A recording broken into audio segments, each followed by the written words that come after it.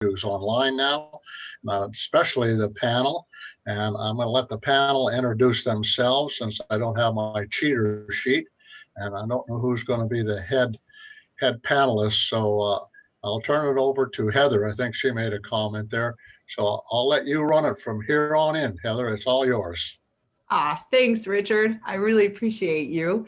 And I just want to let you guys know that this is a two-part presentation. So we have a slide deck for you, and then we have a fishbowl conversation. So you'll be able to, if you have questions along the way, just put them in the chat, but we'll have time for questions at the end of each segment. So first, I think, I guess I'll introduce myself. My name is Heather Cantamessa, and I'm new at being the National Family Impact Program Manager at Children's Home Society of Washington. I'm experienced in implementing the Parents for Parents program in a lot of communities. I'm a mother of 6 children, and I have 2 grandbabies. As a person with lived system involvement multiple times, I humbly believe that parents are a small part of the problem and a huge part of the solution. And my best friend Ambrosia is going to be presenting this with me, so I'll have her introduce herself. Thank you, Heather. Yes. So I am I work at Children's Home Society of Washington also, and I'm the Family Impact Manager for the statewide Parents for Parents program. I'm a mother of 5 children. I was raised in Idaho, so I want to give a home state shout out. And I'm a grandmother of 2 also. I wholeheartedly believe that investing in families is the solution, as they are our most precious commodity. Parents need support from those who have been through the system. I just want you to know I could fill a conference room full of parents voted least likely to succeed, that in spite of what they thought and others thought, they were able to do it with support. Yeah, absolutely. Thank you. So the Parents for Parents program is an early engagement parent mentoring and education program that promotes safe and supportive reunification for families in the child welfare system.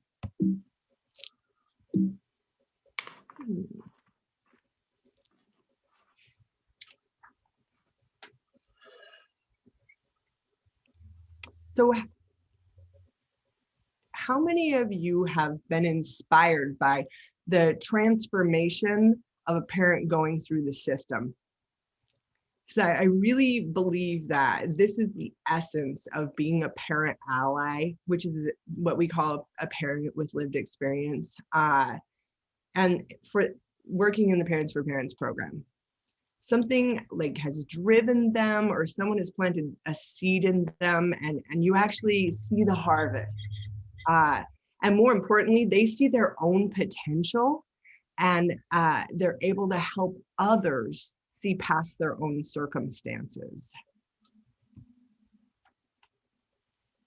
Parents for Parents, parent allies are parents that have closed CPS cases and have the lived child welfare experience.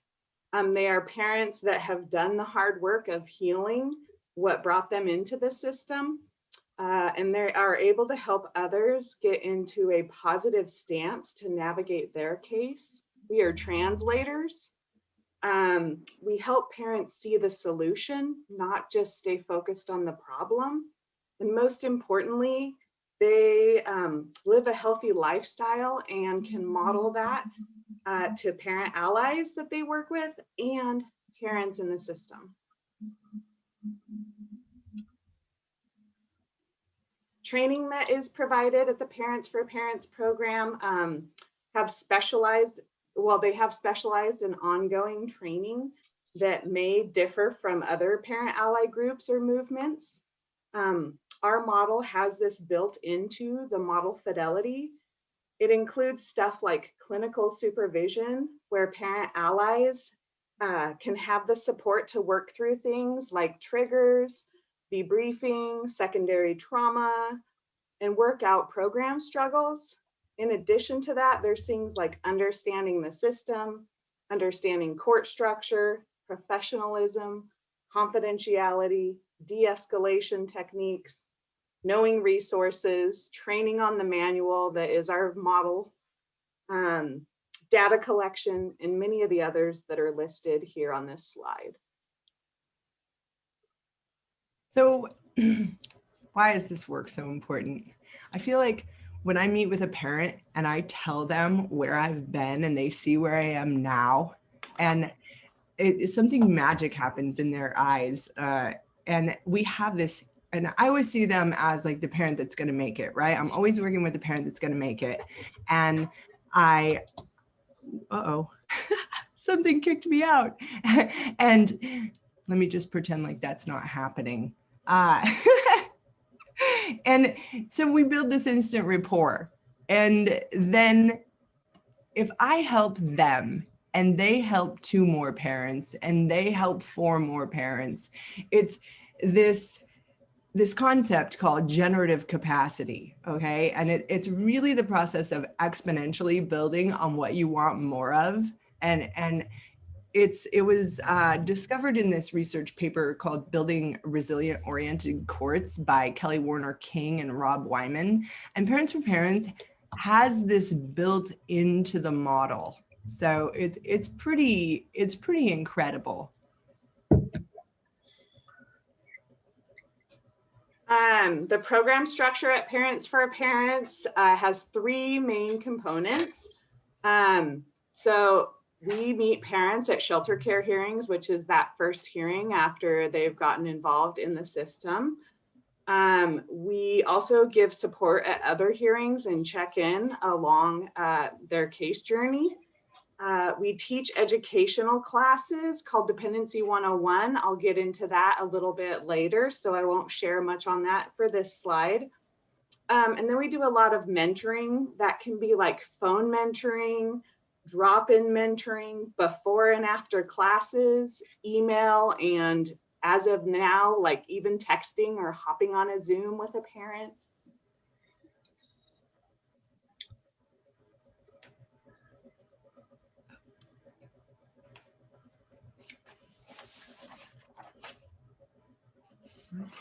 Okay, so the first component of the program is that we connect with parents at their first hearing.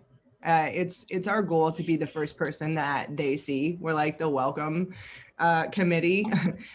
We just meet them and we get down below their level and we pour love into them. We normalize the situation by saying, you know what, you're not the only one. We've been there too. And we instill hope by letting them know that this is a doable process and we will stand beside you while you walk through it.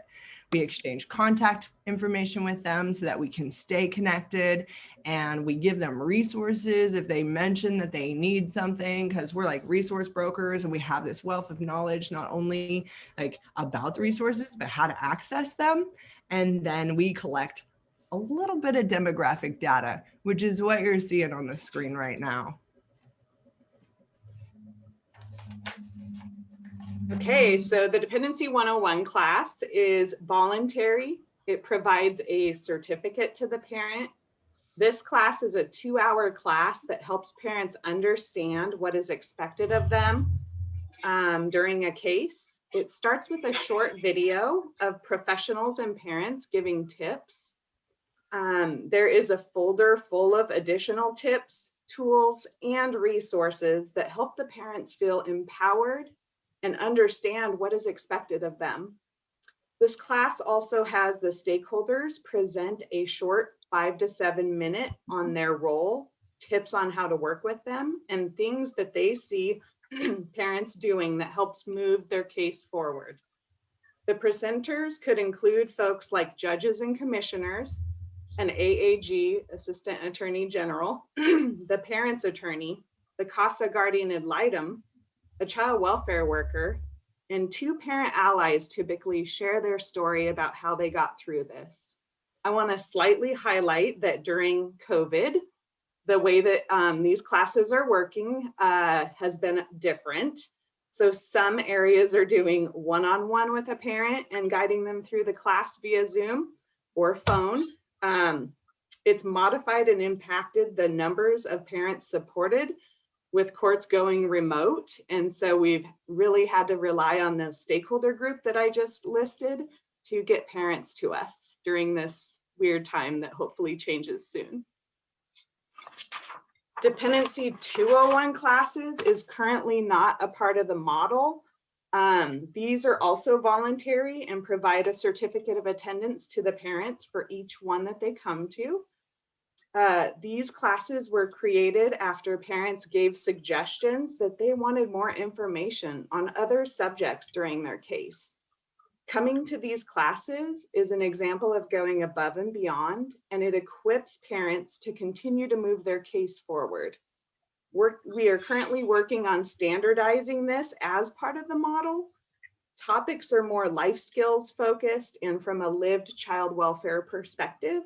So there's topics like communication and boundaries, visitation, navigating the dependency system, goal setting and time management, resourcing to include housing.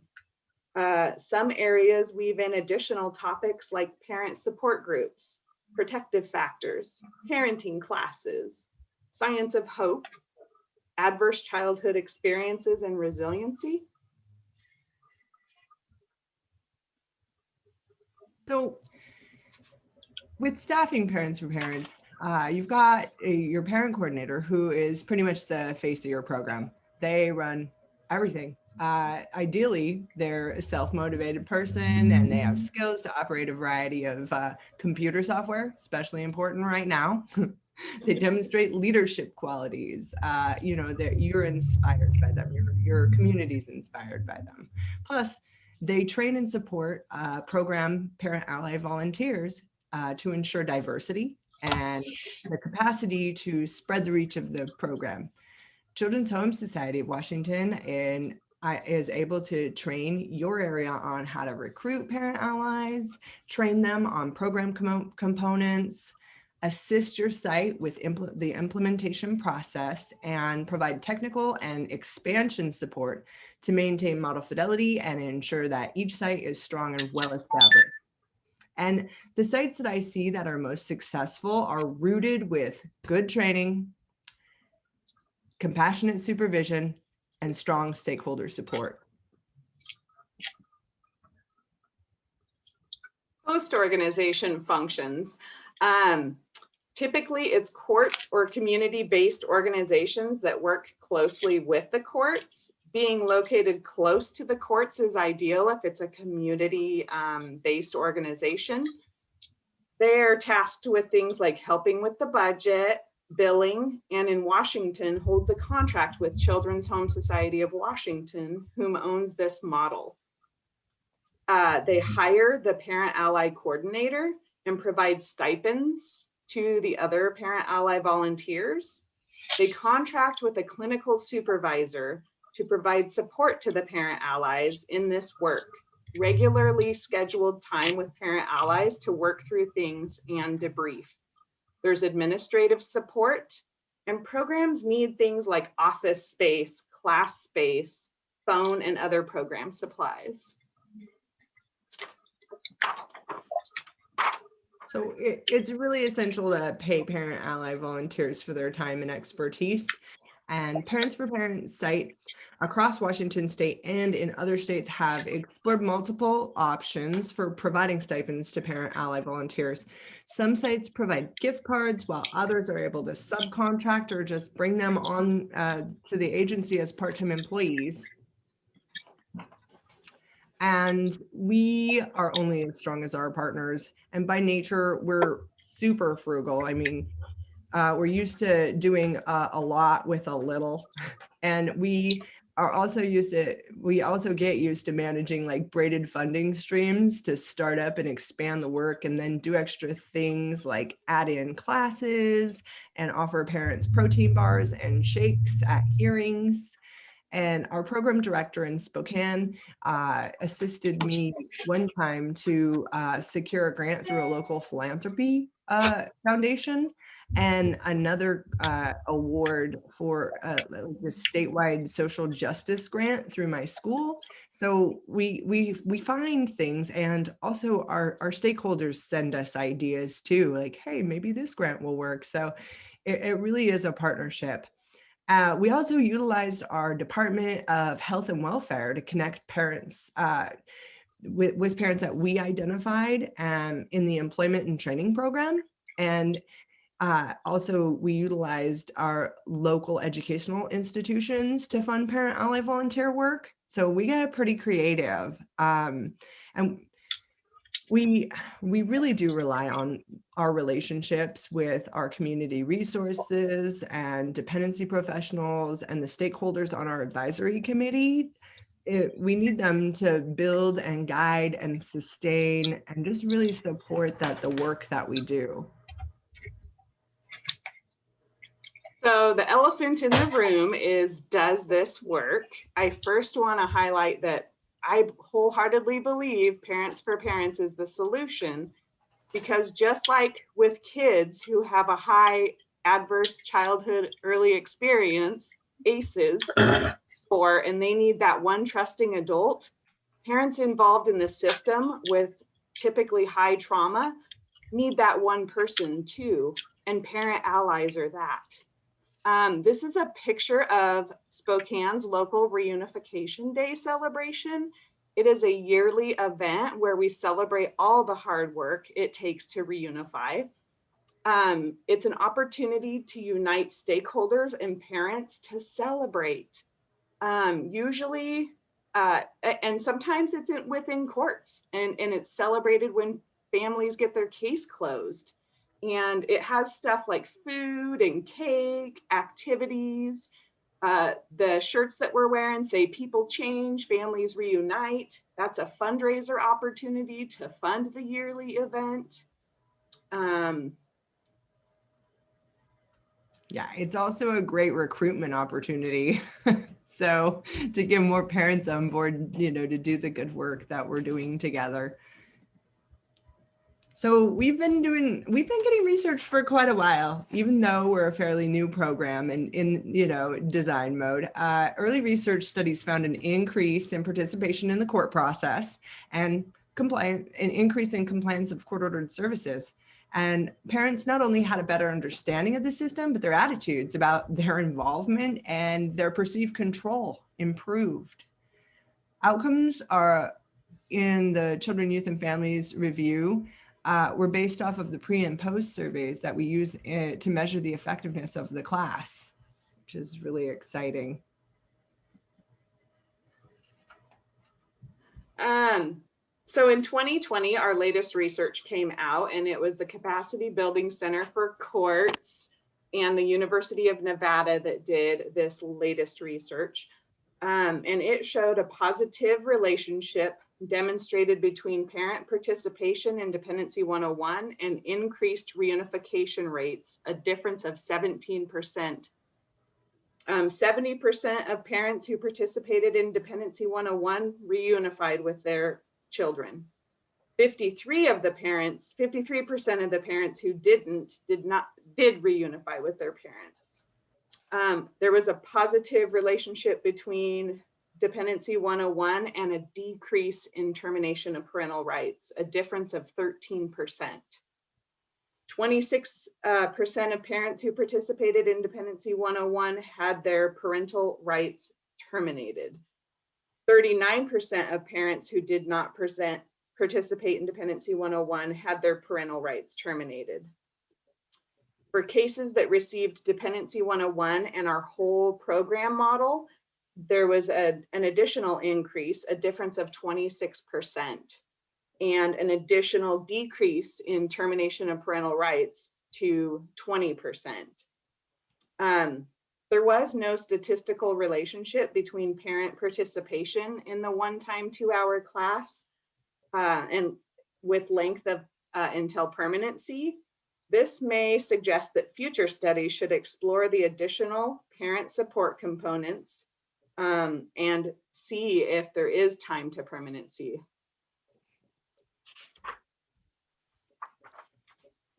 So Parents for Parents partners with not only outside agencies, but in the agency that they're housed under, to create a community where families feel heard and valued. while being educated on the process for them to be more successful within their lives and in their parenting. The model is adaptable, and it's been well received by Indigenous communities and states outside Washington. It's very customizable, and we have a process to ensure that new sites achieve the outcomes that the evaluations have shown. So we're in every county in Washington state as of July of this year. And we've also submitted an application to Title IV Prevention Services Clearinghouse, and we're hoping to draw down PSA dollars soon. And we're moving up, we're a promising practice right now, but with our evaluations, it's looking really hopeful that we're going to move up the evidence-based continuum, and we're exploring additional funding to sustain programs, also including Medicaid dollars. So shout out to baby Mia here. This is our boss's daughter who never got CPS involved after her successful child welfare case. As parents that have been through this, we want every parent to have Parents for Parents program support. Children's Home Society of Washington provides technical assistance, training, quality monitoring, and ongoing support to begin Parents for Parents in counties, Indigenous communities, and states. And look at those eyes was just in the chat. And yes, just a beautiful baby girl. Mesmerizing.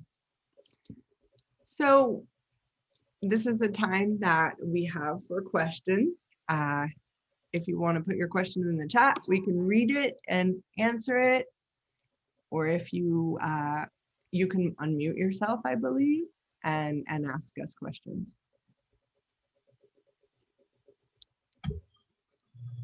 Heather, this is Richard Jarvelin. How does your program differ from CASA, C-A-S-A, that we have here, I know, in Idaho and throughout the nation, per se? Some of the things that you've mentioned seem to, shall we say, duplicate it, but evidently your orientation includes the child plus the parent of the child. So could you kind of explain the difference between the two? Absolutely. So, you know, how I define the CASA role is that CASAs and guardian ad litems are the eyes and the ears for the courts while the child is in care. Yeah. They go into homes and whether, you know, they follow the child, and a lot of children are placed outside the home. So they're in foster care or suitable other or family placement. And so CASAs actually do that hands-on home visitation work. Parents don't really know what a CASA is or a guardian ad litem, and they rarely meet them until reunification, because that's just the dynamics a lot of the time. So Parents for Parents program, we support the parents, both you know, the fathers and the mothers, and we don't have assigned cases, so we're able to really have a widespread reach. We support every parent that's coming into the system, and we meet with them and we exchange contact information. They call us. We call them the week before and the day before the class to check in with them, or if they ask us to check in with them because they're not interested in going to the class right now, but they're okay with us just calling and chatting. We don't case note. We don't write court reports. We don't testify. That would really ruin the program. And you're not assigned, like CASAs are assigned to cases. We're not assigned to cases. We, like I said, we have a widespread touch, and how heavy that touch is depends on the parent. We're totally voluntary, so parents are going above and beyond.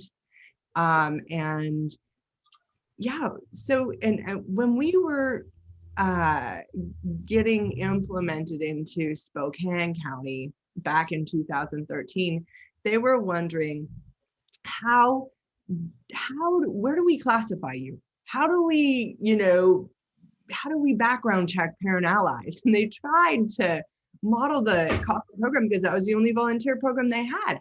And it just didn't work because CASAs are, usually they've never even gotten in trouble. And to be a parent ally, you've had to have some struggles, because otherwise, you don't have very much proximity to the parents in the system. So we would never pass the background checks that CASAs have to pass. And we don't have unsupervised access to children. Most of our parents haven't gotten their children back, but when they do get their children back, we celebrate with them. And of course, we're mandate reporters. It just looks different because we really don't see a lot of parents with kids. So I hope that answers your question. Well, Heather, this is Kimberly Mays. I'd like to jump in and answer it some more if I could. Yeah. Hi, everyone. I'm the co-creator of this model. And I just wanted to share that the difference between the CASA program and a parent ally program is, one is the parents are the ones who drive the car, right? So there's a lot of focus on children. Of course, we need to focus on children, but children do not predicate the outcomes of their case. Parents do. So the difference between a CASA program and a parent ally program is we can gain a rapport and meet the parents where they are because we were them one day. So that's an automatic rapport. And we also help them buy into whatever they need to do because they trust us, and we'll break it down to them in language like, this is what you got to do, this is why. So the difference, CASA couldn't do it because you don't have the same rapport. As Heather mentioned, we have certain backgrounds that meet where the parent is right now, so we can meet them where they're at and help them get to where we're at.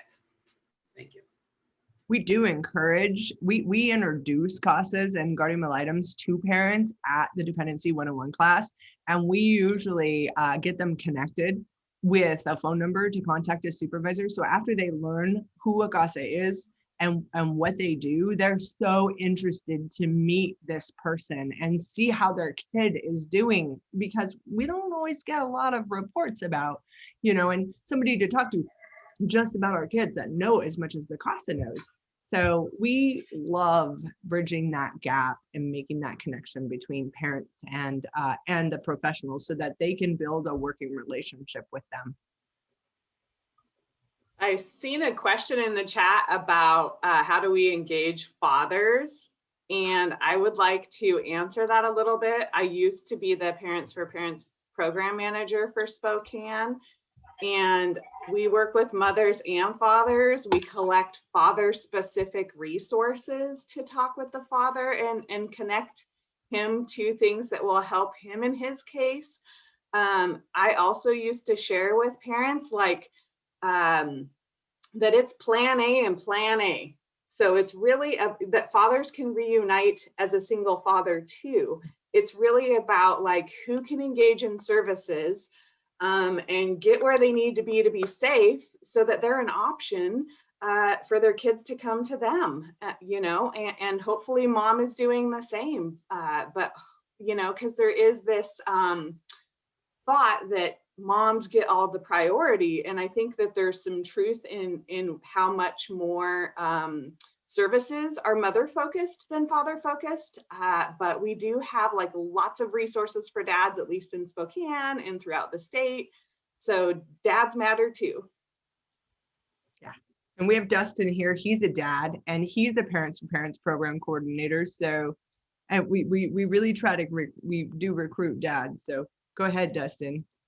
Yeah, I was just gonna say, being a single father when I came into child welfare, the Dependency 101 class is a big part of how we engage fathers, because coming into it, I didn't have the Parents for Parents program. And, I did go through adult felony drug court, and I don't know if it wasn't for having some kind of support, I didn't know all the resources that were available for men. Right. And just like Ambrosia said, men are just as important as the women, and there's no sexist or anything like that. But the truth of the matter is that men grow up by men that we don't ask for help. We've got this, we're strong, we take care of our families, we're warriors, right? And that's how I was raised. So asking for help was super hard. And, you know, I grew up watching my mom do all the paperwork, and I grew up watching my mom do all the, you know, DSHS filling out paperwork and, you know, the business stuff and everything, while my dad did all the hard labor.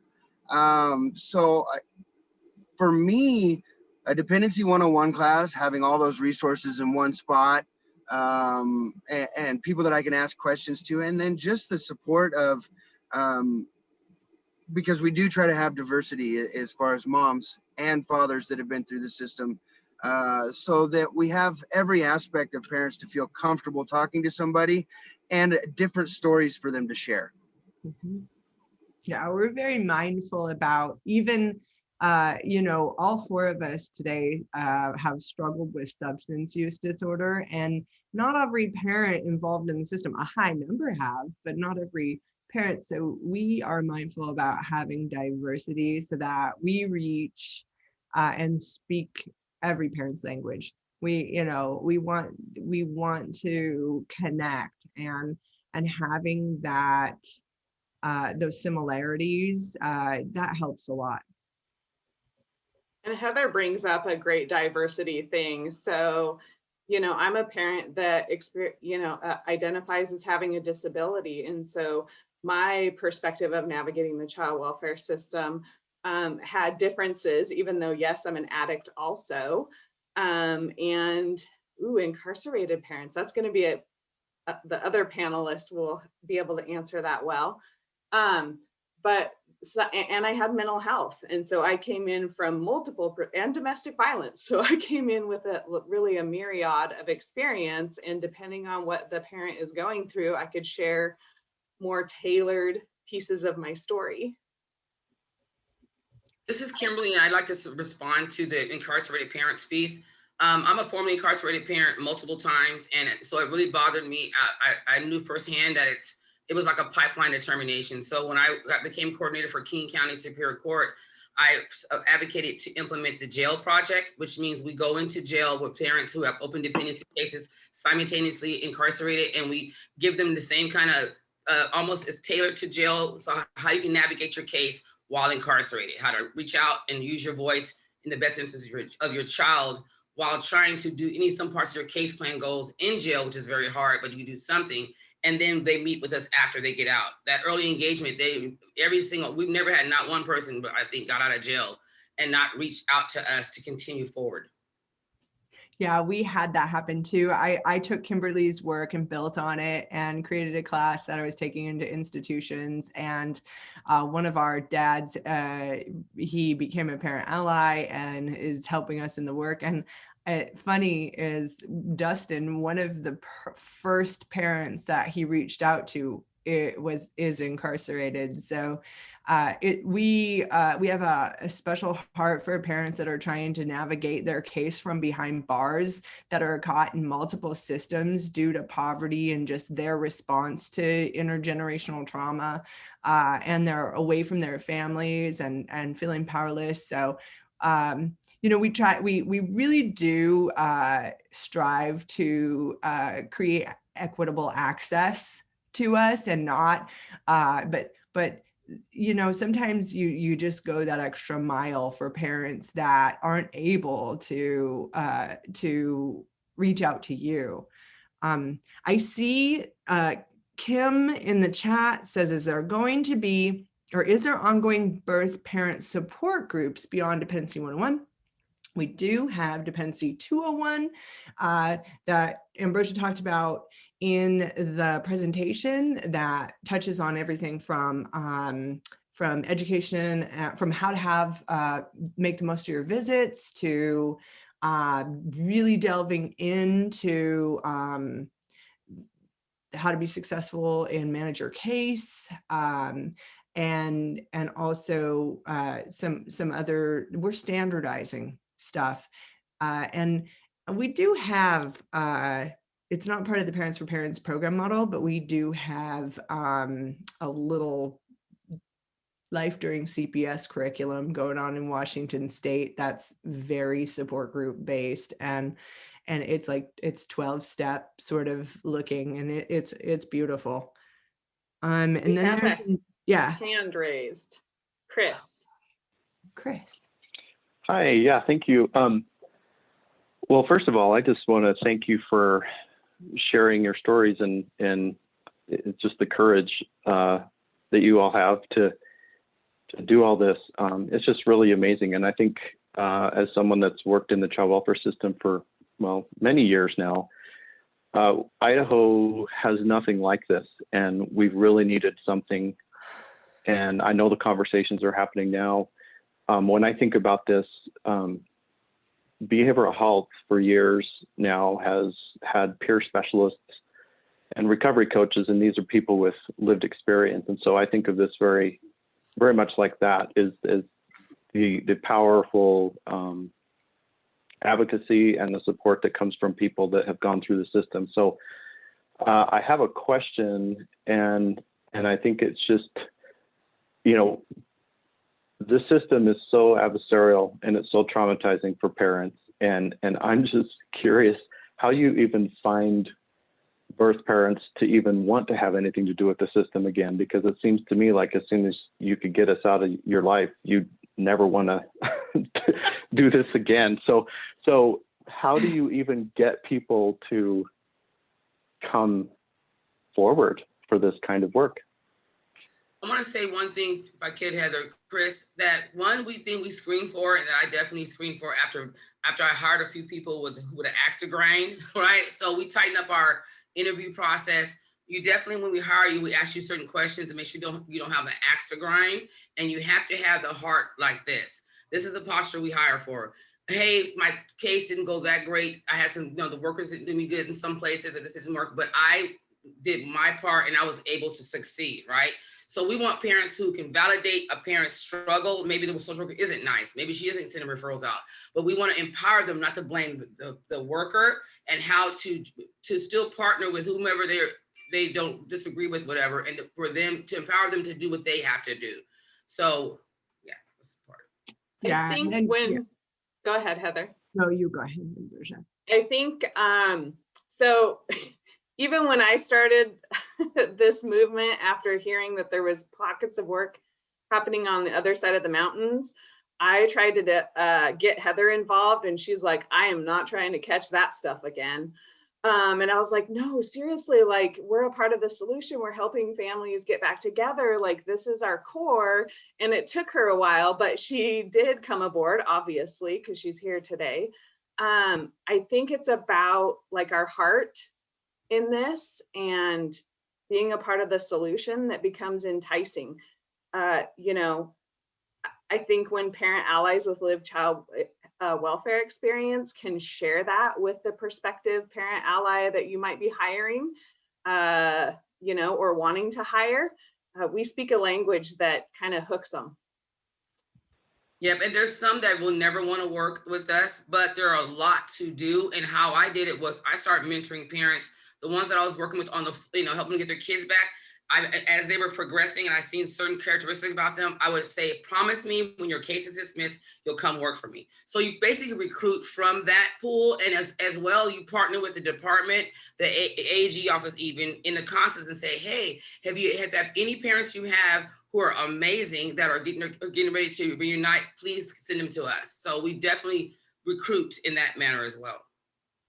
Yeah, well, thank you, and that makes a lot of sense. Some of our we do have successful reunification. We do have parents out there that I think would do this work, and one of the only places I've seen, the opportunity to hear from birth parents is when they do some part of our foster parent training, and they come in and be part of a panel, and it's just really powerful to hear them speak and share their stories. And so I just appreciate the insights for recruitment, and we'll just look forward to hopefully standing this up in Idaho.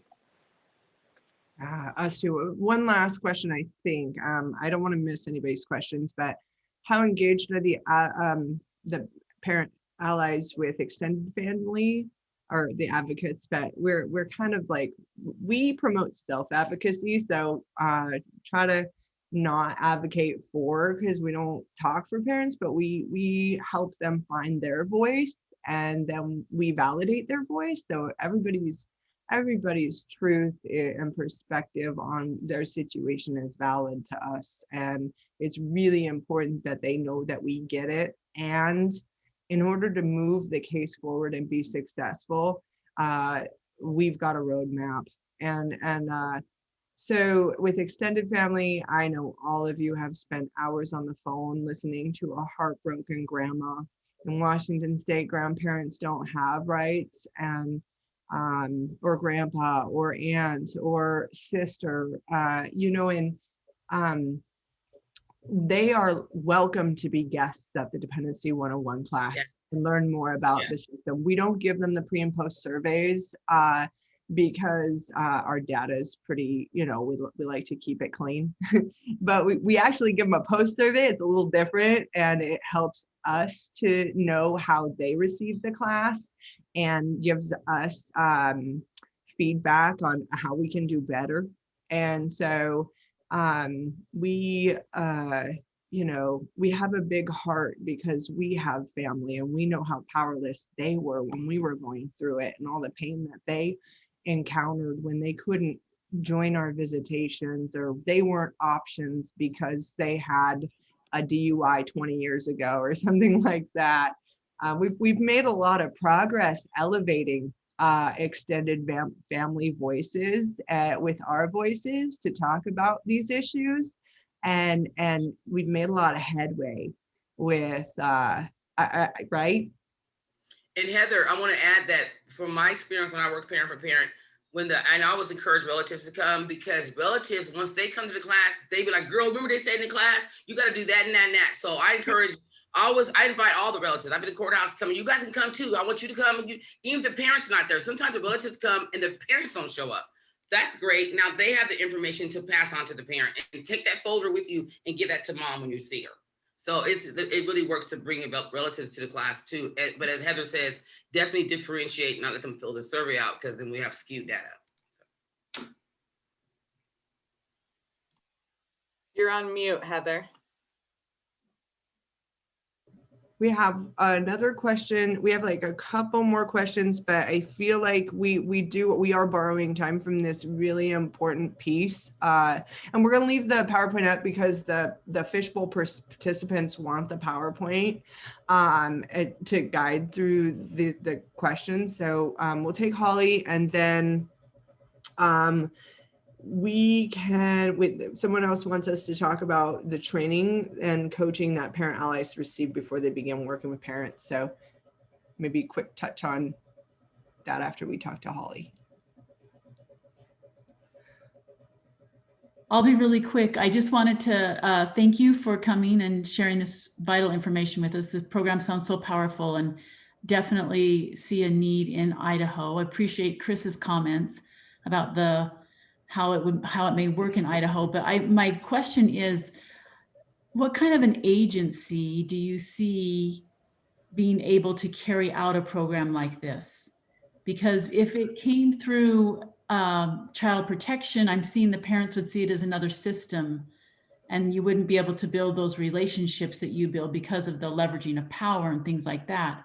And so I'm just curious about what kind of agency do you think could bring this under their umbrella and could carry it out in the way that the model requires that it's carried out for success? I would say courts, dependency courts, is how it's happened a lot in Washington. And then also there are community-based organizations. So one of the resources the parent might navigate might also be a good umbrella agency to have this program. Most of the program is ran and done and handled by the parent ally coordinator. So it's really just about finding a good fit host organization that just gives support. Yeah, we have host organizations as for-profits that provide visitation services, and we have organizations that are nonprofits that have contracts with child welfare services, like service providers. We have courts. There's a CASA program up in the mountains that I think hosts one. Well, maybe it's just on the coast that hosts Parents for Parents. And so we're open, and we'd like to have the autonomy to really be, that sort of different sort of program. So whatever supports us in that. And we also have good structure, and guidelines to follow. So.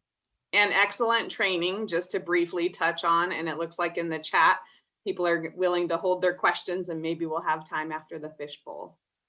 Okay, wonderful. Well, thank you guys so much for all of your interest. I'm so relieved that we could answer all your questions, being new and everything. And we're going to move on to the Fishbowl. So if you're not familiar with a Fishbowl presentation, it mimics the private conversation that's happening in a public setting. It's just loud enough for other people to hear. And the participants are going to share about their personal experiences with different questions pertaining to the child welfare system and Parents for Parents. And there's going to be time at the end for questions, and unless they're addressed along the way. And feel free to use the chat or wait until the conversation is over. Everybody ready? Okay, so we have we're all parent allies from Washington State. I'm gonna be the facilitator, and Kimberly and Dustin, Kimberly from Pierce County, Dustin from Okanagan County, and Ambrosia from Spokane County in Washington State. They're gonna be having the conversation.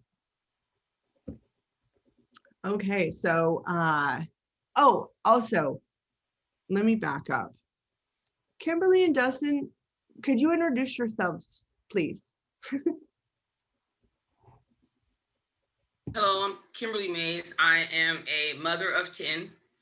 I am also a parent formerly involved, of course, and I am currently an OPD social worker, Washington State Office of Public Defense social worker, and I'm also a consultant with Casey Family Programs under SIT, their SIT consultant team. Part-time, I do that, and I believe the first birth parent on the planet, I believe, who has been licensed as a foster parent, because I've taken care of youth, at-risk behavioral health youth, for about 5 years now, placed with me by the courts because of my reputation for being great with youth. And after they saw all that, the youth going from not being able to stay anywhere to being able to straight A's and in college, they decided to license me. Now I'm a licensed foster parent, and I'm also a multiple property owner where I house child welfare families.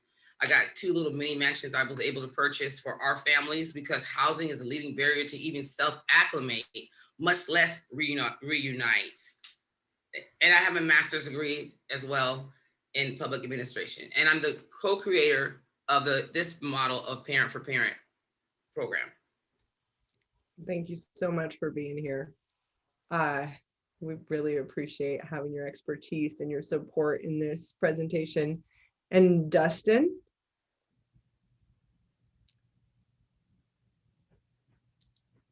I'm Dustin. I am a father of 4 boys, or 3 boys, not 4, sorry. I am been in recovery for about 9 years. Went through adult felony drug court. I am a certified recovery coach and a certified peer counselor.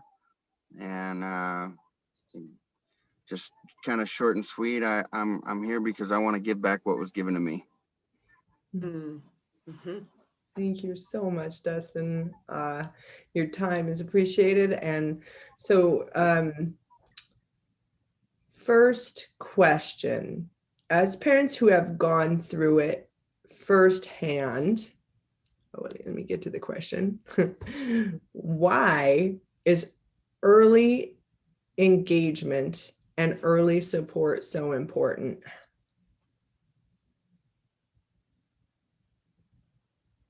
Well, with this one, I have a little story about a parent who I met at shelter care, and she was like, "Oh, I got this. I don't need any help from you." And I was like, "Okay, well, here's our contact information, and we do have classes. So if that changes, feel free to give me a call."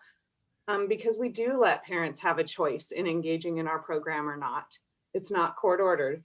Fast forward throughout her case, I did little check-ins. Along the way, she eventually came to Dependency 101 class, and then was able to quicker reunite with her children. And she came to work for the Parents for Parents program, and she shared with me that even though she didn't engage with our program for a while, she wished she had, and that me and the OPD social worker were the only two people that day that looked her in the eyes and treated her like a human being, and that was valuable. And it meant so much, even though she kind of had a mask on and a wall.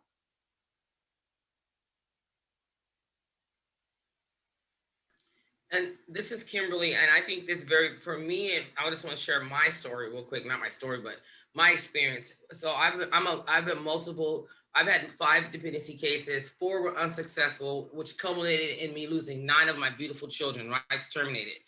And on my 10th dependency case, which I turned my own life around, but they pulled my child based on history, which is cool now because they ended up asking me to work in it after my case was dismissed. But the last case I was successful because I had a lady, her name is Roxanne Brown. She was a birth to 3 worker, and she literally hand walked me. She took an interest in me. She saw something in me that I didn't see in myself. She encouraged me almost every single day until I could feel the confidence and walk. She actually picked me up and took me to sign up for services. She helped me get everything I needed to thrive. And that's how I tailored the Parent for Parent program off of what she did with me. And off my education and college education on how, the system works, et cetera. But definitely, if I believe strongly, and I'm an amazing parent. I've always been a great parent. I had issues that was hard to overcome because of systemic barriers and my own issues, just systemic barriers, really. Not having treatment at the right time, housing at the right time, or anyone helping me at all. So this time I had her, and I swear if I had her before anyone like her or myself, I would have lost all those children. I would have kept having children from losing children. And I'm a strong advocate that parents in any system needs another peer to help them navigate it, because that's the quickest and most surest way for success. And when I hear both of your stories, I think of mine, and what I think about is that glimpse of hope, right? Both Ambrosia and Kimberly, you guys both touched on that a bit. And for me, I have substance abuse disorder, and I was in jail. I had found out I had a son at 4 months old. And I had been off all the hard drugs, as I used to put it, for quite some time. And I got overwhelmed. I found out I had a son, and I had a seasonal job, and it just, next thing you know, it just kind of snowballed. And I went back to my old ways. 6 months later, I relapsed back out, and stopped going to my visitations. I stopped doing all kinds of stuff. I was mad at the world, man. I was mad at CPS, because I felt like, because he wasn't taken from me, that it shouldn't have been my fault, that I shouldn't have to jump through these hoops. And here I am making even more bad choices over it. And I'm sitting in jail. I lost all hope. I was literally out there before going to jail, committing suicide without pulling the trigger. And I remember going to jail. I went to jail because I was tired of running. And my CPS caseworker came in, and she is an amazing person, and we are still friends today. But she came into jail, and I said, Christina, I'm sorry. I messed up. I messed up ever being able to get to see my son. I messed up ever getting to be a father. I failed. And the most simplest words, when she looked at me and said, I wouldn't be here if you lost all hope. For me, that was everything. And just that small glimpse of hope is what I held on to. And I held on by the seat of my pants for the next, 18 months of drug court and everything. And, now I got 3 beautiful children, one that still deals with some trauma from the whole situation, but that glimpse of hope made me available. And that support meant somebody still believed in me when it felt like everybody else gave up. So, that's what I feel like we can do here in this program is give that small glimpse of hope right there at the beginning.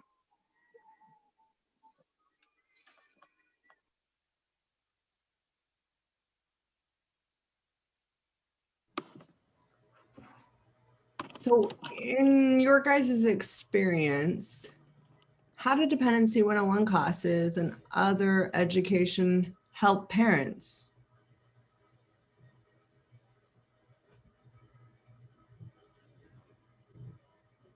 Well, at the class, one thing I noticed when we first started doing this class in Washington was the parents would sit, just them walking in a room, and once they learn that there's 20 other parents who's going through the same thing that they're going through, all of a sudden they're not feeling like I'm alone in this or picked on or this is not fair. This all you guys are doing this to me. And then they also know, I also noted when we started this program that parents talked about how inspiring it was to see. They didn't think I was a parent from involved. Like, oh my God, you was a parent involved too? Just seeing the before and after. So you have your peers that are walking through with you right now. Then you see the up the road, who you can be and what you can do. So we are the light at the end of the tunnel. We are actual living, breathing testimony that people can change and families can reunite. And and what we tell them is we're gonna hand walk you. And that's magic right there. We will hand walk you through this process. I love what Kimberly just said, and it triggered me to think about when I got involved in the system almost 21 years ago. I only had one story in my head and one visual evidence that when you lose your kids, you never get them back. I did not have the story on the street that you can be successful in this. I needed visual evidence, much like Kimberly just highlighted, to know that I could do this and get through it and get my kids back.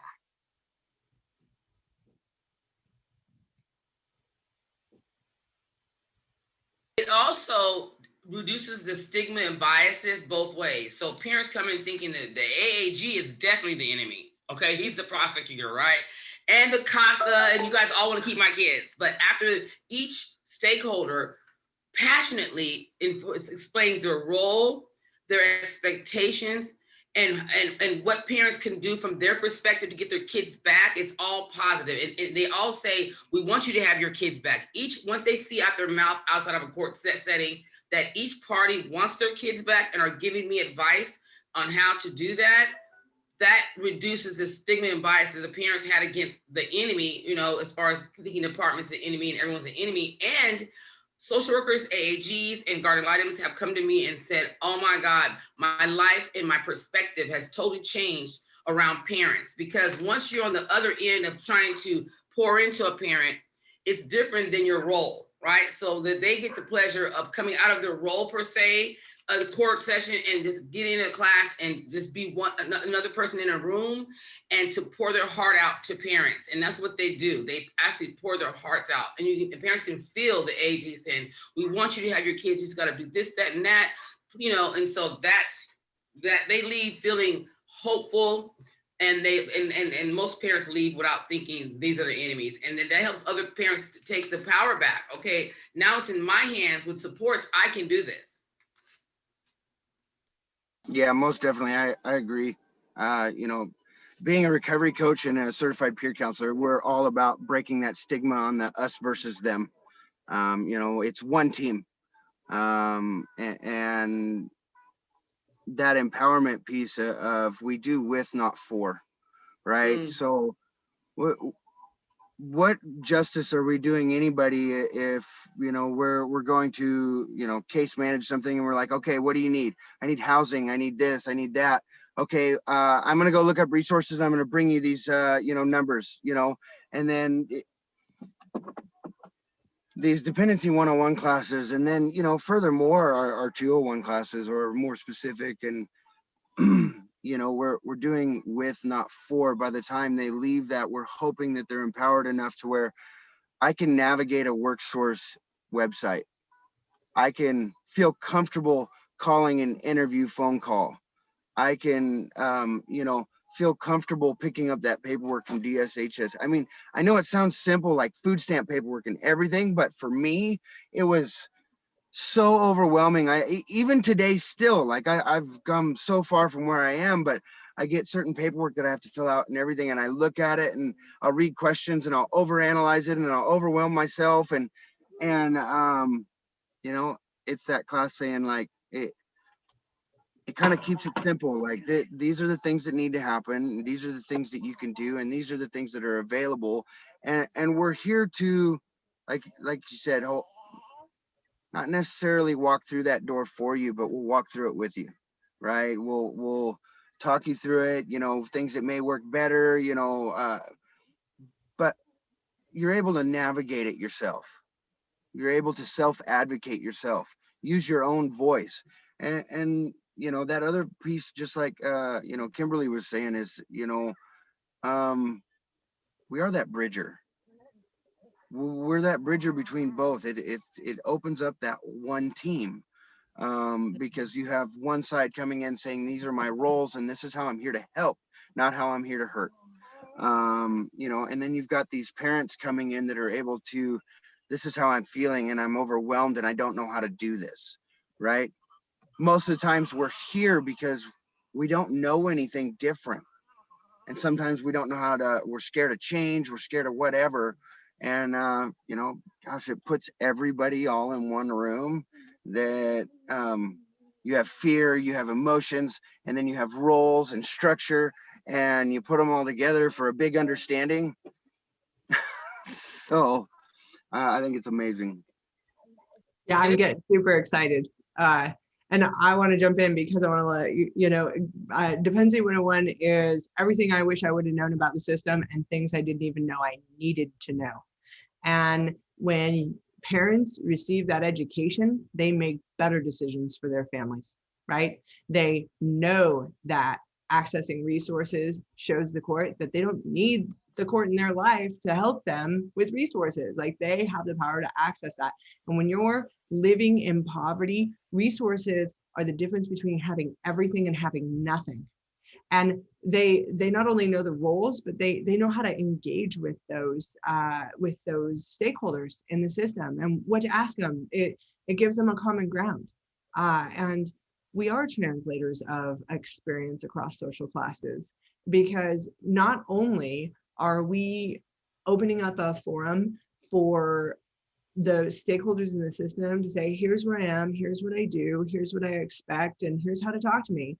But those stakeholders are sitting in the back of the class at the second half of the class, and they hear the parent stories, and then they are like, yes, this is why I do this work. So it goes both ways.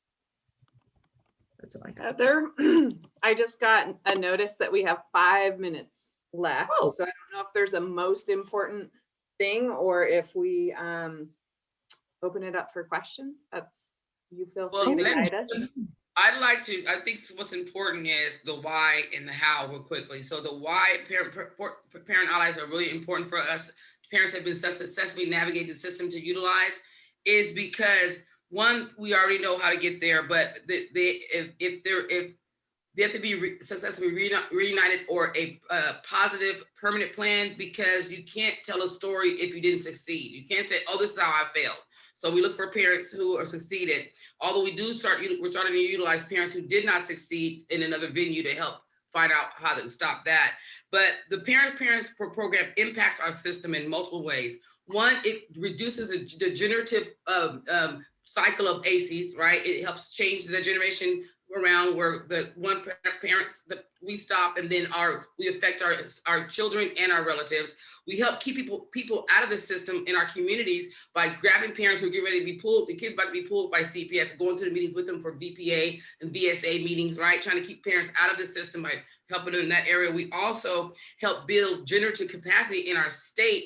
It's systemically, because in Washington, we have parent allies at every initiative for child welfare, as far as policies and the laws. We have parent allies from the formation, the development, planning, development, evaluation, and the implementation and evaluation processes. So they have the voice of the constituent at each echelon of that. Any kind of idea that we're utilizing, any kind of law we're trying to pass, the change, we have parent voice at the table. Now that has morphed to, we have parents working in the system. So I do presentations to agencies that serve our families, the benefits of having, most of our parents are college educated, because our program is designed to send you, for parents to go to college as well. But we help agencies in Washington State see the benefits of hiring us as staff members, because now you have skilled, qualified staff members with the brain of the constituent in your office. Now that's worth a lot of money right there, as far as saving you money and helping, blah, blah, blah. And then we also,